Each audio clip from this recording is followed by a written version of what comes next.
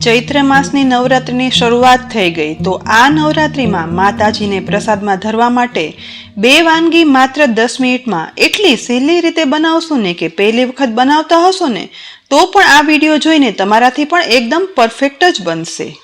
બનાવવાની શરૂઆત ગેસની લો ફ્લેમ પર ગરમ થતી કડાઈમાં અડધો કપ ઘી ઉમેરશું। ગરમ થતા ઘીમાં ઘઉંનો ઝીણો રોટલી માટેનો લોટ હોય ને તે પોણો કપ ઉમેરી દેવાનો। હવે ઘીમાં લોટ મિક્સ કરી અને શેકવાનો છે।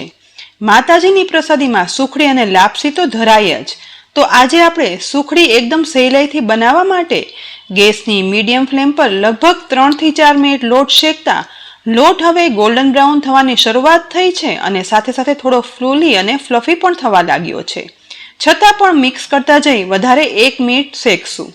આટલો લોટ શેકવાથી એકદમ સરસ સુગંધ સાથે લોટ હવે ગોલ્ડન બ્રાઉન થવા લાગ્યો છે, તો આ સમયે ગેસની ફ્લેમ છે ને તે બંધ કરી દેવાની અને એ પછી કઢાઈ થોડી ગરમ છે ને ત્યારે જ અડધો કપ સમારેલો ગોળ તેમાં ઉમેરી દઈશું।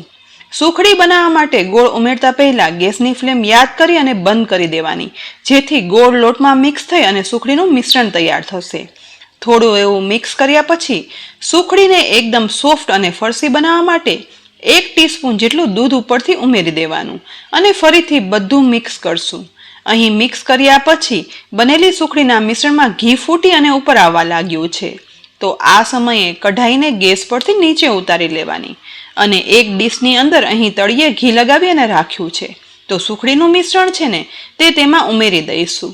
બધું મિશ્રણ ડીશમાં ઉમેર્યા પછી તવેથાની મદદથી તેને ફેલાવી અને સેટ કરવાનું છે, જેથી સુખડીના એક સરખા પીસ બની અને તૈયાર થાય। તવેથા વડે બધી કિનારીથી પ્રેસ કરતા સુખડીનું મિશ્રણ ફેલાઈ ગયું છે, ઉપરથી સેટ થતા એકદમ સરસ ઘી ફૂટીને પણ આવ્યું છે, તો આ સમયે સુખડીનું આ મિશ્રણ ગરમ છે ને ત્યારે જ તવેથા કે ચપ્પુ વડે આપણે ટુકડા જોઈએ ને એ પ્રમાણે મિશ્રણમાં કટ પાડી લેવાના।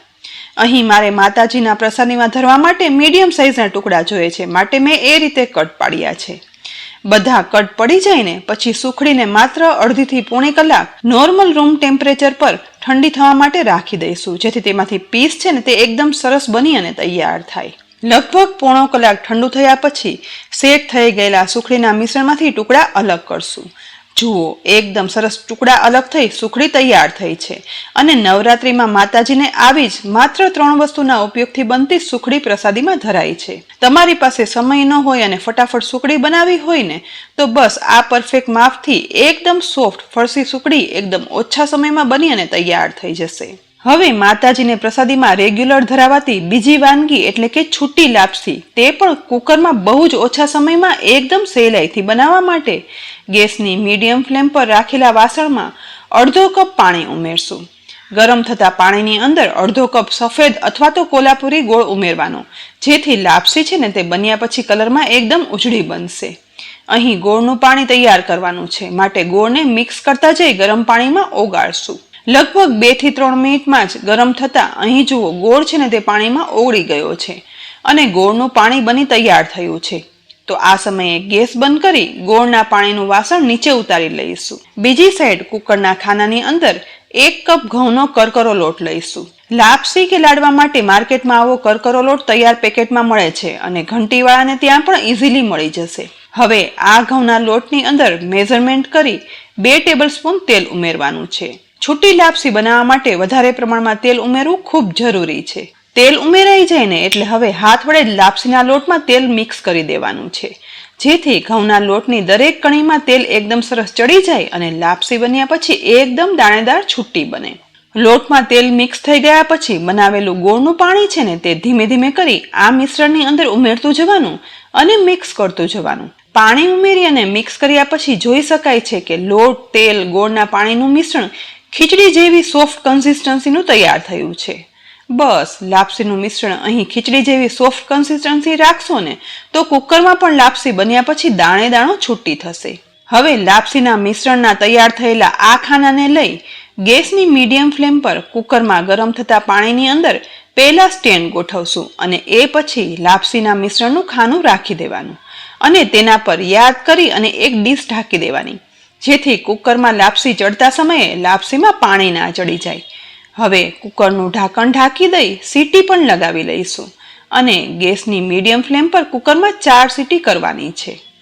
અહીં સીટી થઈ કુકર ઠંડુ થઈ ગયું છે તો કુકરનું ઢાંકણ ખોલી લઈ લાપસીના ખાના પર ડીશ કાઢી લઈએ. ખાનામાં જોઈ શકો છો કે લાપસી એકદમ સરસ બફાઈ ગઈ છે. તો આ ખાનાને કુકરમાંથી બહાર કાઢી સ્ટેન્ડ પર રાખી દઈએ અને ડબ્બામાં રહેલી આ લાપસીને છૂટી કરવા માટે સાવ અંદરથી વરાળ નીકળી જાય ને એટલી ઠંડી થવા રાખી દઈશું. લગભગ અડધી કલાક એમ જ રાખ્યા પછી લાપસીનું મિશ્રણ અહીં સાવ ઠંડુ થઈ ગયું છે. તો આ મિશ્રણમાંથી છૂટી લાપસી બનાવવા માટે ફોક અથવા તો ચપ્પુ વડે બનેલા મિશ્રણને આ રીતે ધીમે ધીમે કરી અને ઉખાડવાનું છે. અહીં યાદ રાખવાનું કે હાથથી મિશ્રણને ના ઉખાડતા આ રીતે જ મિશ્રણ છૂટું પાડવાનું, જેથી લાપસી છે ને તે મેશ ના થતા દાણે દાણો છૂટો થશે. અહીં થોડી એવી છૂટી પાડેલી લાપસી જોઈ શકાય છે કે દાણે દાણો કેટલો સરસ છૂટો થયો છે. અહીં તમે જોયું ને કે આપણે કેટલી સહેલી રીતે છૂટી લાપસી બનાવી અને તે પણ કુકરમાં. બસ આ જ રીતે ખાનામાં રહેલી બધી લાપસી છૂટી થઈ જાય ને એ પછી માતાજીને ધરવા માટે એક ડીશમાં છૂટી લાપસી લઈ લઈશું. એ પછી ઉપરથી થોડો એવો ખાંડ પાવડર પણ ઉમેરી દઈએ અને લાપસી જેના વગર અધૂરી છે ને તે ચોખ્ખું ઘી લિક્વિડ કરી અને ઉમેરી દઈશું. ખાંડનો પાવડર ચોખ્ખા ઘી સાથે બનેલી આ છૂટી લાપસી માતાજીને પ્રસાદમાં રોજ ધરાય છે અને કુકરમાં બનાવવાની તો એકદમ સહેલી રીત છે, જેથી પહેલી વખત પણ તમે લાપસી બનાવતા હશો ને તો પણ પરફેક્ટ જ બનશે. ફ્રેન્ડ્સ, ચૈત્ર માસની આ નવરાત્રિમાં માતાજીને ધરવાની પ્રસાદીની 2 રેગ્યુલર વાનગી એકદમ સહેલી રીત બતાવી. અત્યારે ખૂબ જ ઉપયોગી બંને વાનગીની આ રીત તમને કેવી લાગી જરૂરથી કહેજો અને સાથે વિડીયો ઉપયોગી લાગ્યો હોય ને તો લાઈક કરી અને શેર કરજો.